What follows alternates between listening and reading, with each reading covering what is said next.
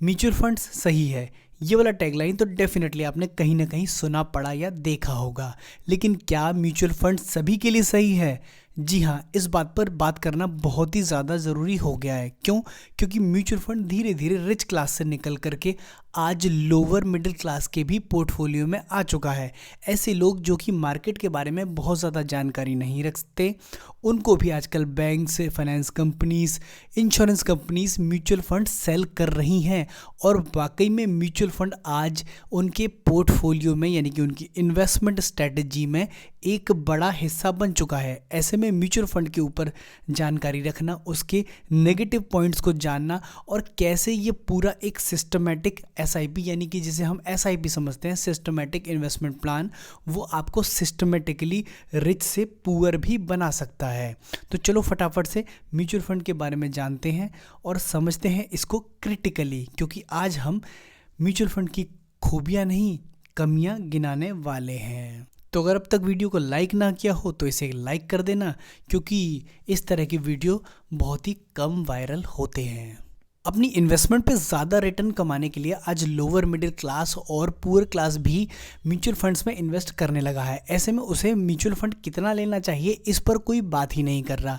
देखो, आपको आपकी टोटल पोर्टफोलियो का 20% से ज़्यादा म्यूचुअल फंड नहीं लेना चाहिए। मतलब अगर मेरे पास एक महीने में या एक साल में जमा करने के लिए 100 रुपये हैं, या मेरी ओवरऑल टोटल इनकम या इन्वेस्टमेंट 100 रुपये की है, तो उसमें अधिकतम 20% ही म्यूचुअल फंड का होना चाहिए।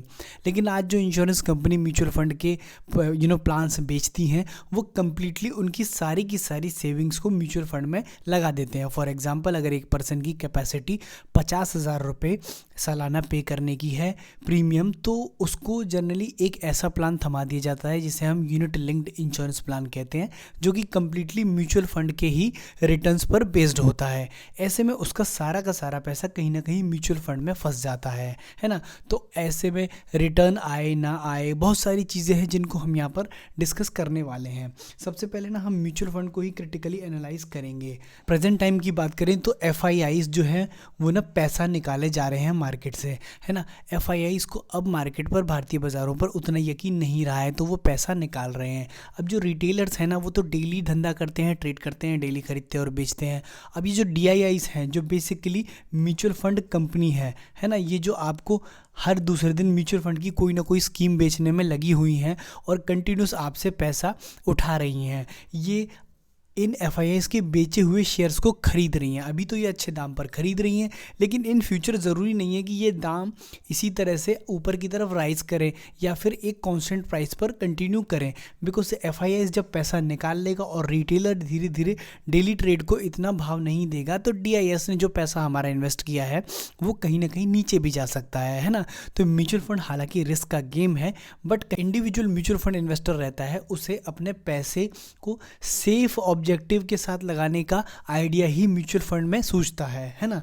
अब देखो, सबसे बड़ी समस्या क्या है कि collecting public money without any guarantee. अब म्यूचुअल फंड के साथ कोई गारंटी तो आती नहीं है ना।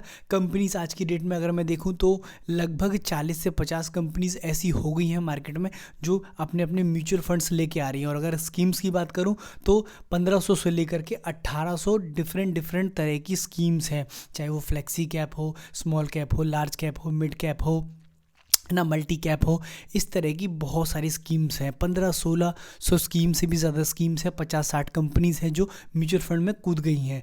अब इनका ऑब्जेक्टिव, बेसिक पर्पस क्या होता है म्यूचुअल फंड में? देखो, सीधी सी बात है, आपका लॉस हो, इन्वेस्टर का लॉस हो, चाहे इन्वेस्टर का प्रॉफिट हो, दोनों ही केसेस में म्यूचुअल फंड कंपनी को अपना एक्सपेंस रेशियो, जो कि 0.10 से लेकर के 1% तक होता है ना। डायरेक्ट के केस में इतना ही, अगर रेगुलर प्लान है तो 1.5% तक भी हो सकता है ना। एक अच्छा पैसा उनको मिल जाता है, चाहे आपका फंड परफॉर्म करे या ना करे, आपको प्रॉफिट हो, लॉस हो, आपके यूनिट्स को कैंसिल करके अपना चार्ज ले लिया जाएगा, है ना। विदाउट एनी गारंटी एक कंपनी आपसे हर साल पैसा बना रही है ना। और वो कंपनी जिसके बारे में हम बात कर रहे हैं ना, वो आज की डेट में 300 से 500 करोड़ का एनुअल रेवेन्यू कर ले रही है, जबकि आपका म्यूचुअल फंड साल में 5 से 10% भी नहीं बढ़ पा रहा। लेकिन सांत्वना देने के लिए वो ये तो कह ही देते हैं कि mutual fund is a long term game, है ना। अब देखो इस सब के पीछे का रीज़न है यहाँ से मिलने वाला कमीशन, और ना इसके जो फैंसी वर्ड्स होते हैं ना जो आपको ड्रैग करके लेके आते हैं, है ना, आपको ये कहते हैं कि भाई अच्छा रिटर्न आएगा, और जो कि अच्छा जनरली आता नहीं है।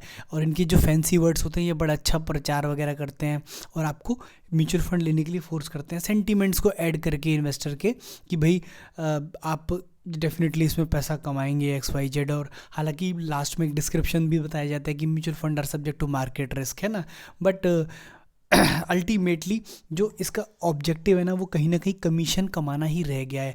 आप मैं कुछ कंपनीज हैं जिनके नाम तो नहीं लेना चाहता हूँ, बट उनके अगर आप एनुअल रिपोर्ट्स देखोगे ना तो म्यूचुअल फंड को ही बेच करके उन कंपनीज ने इतना अच्छा रेवेन्यू बना लिया है कि उनकी खुद के शेयर का प्राइस 1000-1500 रुपये चल रहा है। ठीक है, अभी जो फंड मैनेजर होते हैं ना जिनको हम सो कॉल्ड एक्सपर्ट समझते हैं, इतना कुछ होने के बाद भी अगर मार्केट नीचे आता है तो इनका फंड भी नीचे आता है, मार्केट ऊपर जाता है तो इनका फंड भी ऊपर जाता है। अब यही परफॉर्मेंस रखनी है तो मैं इंडेक्स फंड में पैसा इन्वेस्ट कर दूंगा। भाई इंडेक्स फंड भी 12 से 14% तो मेरे को नॉर्मल बिना कुछ काम किए ही रिटर्न दिखाता है ना। अब मार्केट में पैसा लगाना है तो वो तो आदमी डायरेक्ट भी लगा लेगा भाई डाइवर्सिफाई पोर्टफोलियो रख करके। तो फिर अगर आप एडवर्स सिचुएशंस में भी अपने फंड को संभाल नहीं पा रहे हो तो आप इतने हाई लेविश इनकम और सैलरीज मोटी मोटी क्यों ले रहे हैं, है ना। फंड का परफॉर्मेंस ज़ीरो है, लेकिन अगर फंड मैनेजर की बात कहे तो उसकी मर्सिडीज़ तो आ रही है। Over promising through advertisement. अब देखो 10 तरह के एडवर्टाइजमेंट आपने देखे होंगे, हालांकि वो डायरेक्टली इस तरीके से नहीं बोलते, बट उनका जो तरीका होता है ना बताने का। अब म्यूचुअल फंड में तो इन्वेस्ट कर रहे हो ना तो स्किप मत करना, भूल कर भी स्किप मत, क्यों ना करें स्किप। भाई अगर मार्केट नीचे आ रहा है तो मैं क्यों ना करूँ स्किप, है ना। तुम्हारे कमीशन के लिए मैं पैसा लगाता रहूँ। भाई जब तुम्हारा फंड परफॉर्म नहीं कर रहा, मैंने कुछ सरकारी कंपनी है जिनके नाम नहीं लूँगा, है ना, और वो अच्छी इंश्योरेंस कंपनी भी हैं और काफ़ी गवर्नमेंट की अंडरटेकिंग्स हैं, उसके बाद भी वो उनके फंड की जो रेटिंग्स देखोगे ना वो 3% 4% ऐसे रेटिंग रहते हैं, 3.5%, 3%, 2.5%।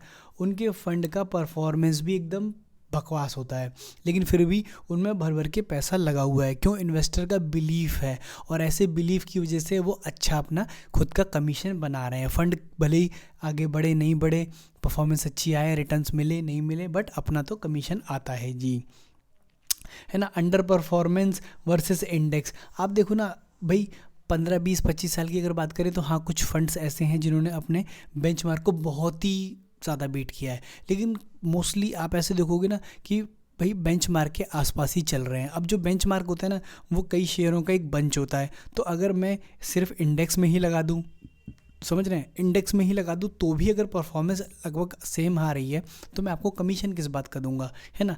आपकी एक्सपर्टाइजेशन का ही तो मैं कमीशन दे रहा हूँ और वही मुझे आपका बेनिफिट नहीं मिल रहा है।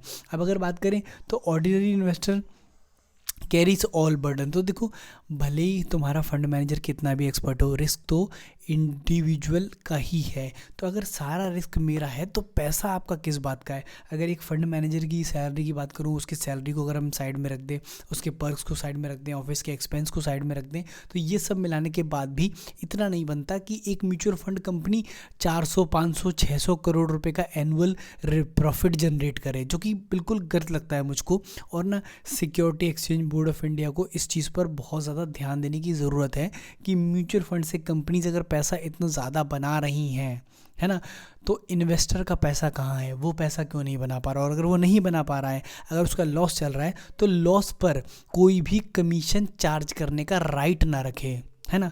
अगर तुम अर्न करके नहीं दे सकते तो तुम्हें बीच में कमीशन लेने का कोई राइट नहीं होना चाहिए। और अगर है कमीशन लेने का राइट तो एक लिमिटेड अमाउंट तक, ऐसे नहीं कि भाई फंड मैनेजर तो मर्सिडीज़ में घूम रहे हैं, डायरेक्टर्स चार्टर्ड में चल रहे हैं और कंपनी का 300 करोड़ का रेवेन्यू है, इन्वेस्टर जो कंपनी का जो प्रमोटर है वो माला माल हो गया, लेकिन जो हमारा इन्वेस्टर है वो 6-6 महीने में बेचारा फंड को स्विच करके भाग रहा है और एक्सपेंस रेशियो तो दिया, एग्जिट चलते हैं अपना चार्जेस और लग गए, है ना, और फिर उसके बाद कोई बेनिफिट देखने को मिला नहीं। तो मुझे लगता है कि म्यूचुअल फंड ना एक सिस्टमेटिक स्कैम तो मैं नहीं कहूँगा, पर हाँ सिस्टमेटिकली प्रॉफिट जनरेट करने वाली स्कीम नहीं लगती है। तो मुझे लगता है कि किसी भी पर्सन को अपने पोर्टफोलियो का 20% तक ही मैक्सिमम, और बहुत ज़्यादा जाता है तो 30-35% तक ही म्यूचुअल फंड में लगाएं, उससे ज़्यादा अवॉइड करें। आपके पास बहुत सारे फिक्स इनकम के ऑप्शंस होते हैं।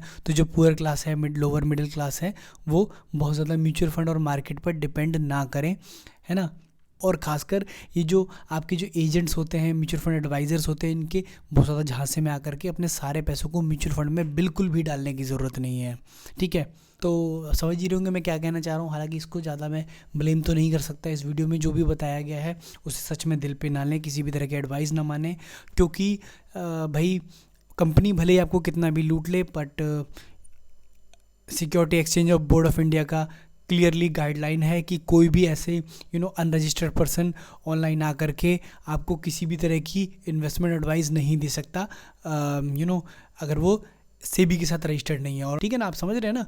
तो अपना भाई खुद का ज्ञान लगाएं और इन्वेस्टमेंट अकॉर्डिंगली करें। तब तक के लिए थैंक यू सो मच। और वीडियो अच्छा लगा हो तो इसे लाइक भी कर देना।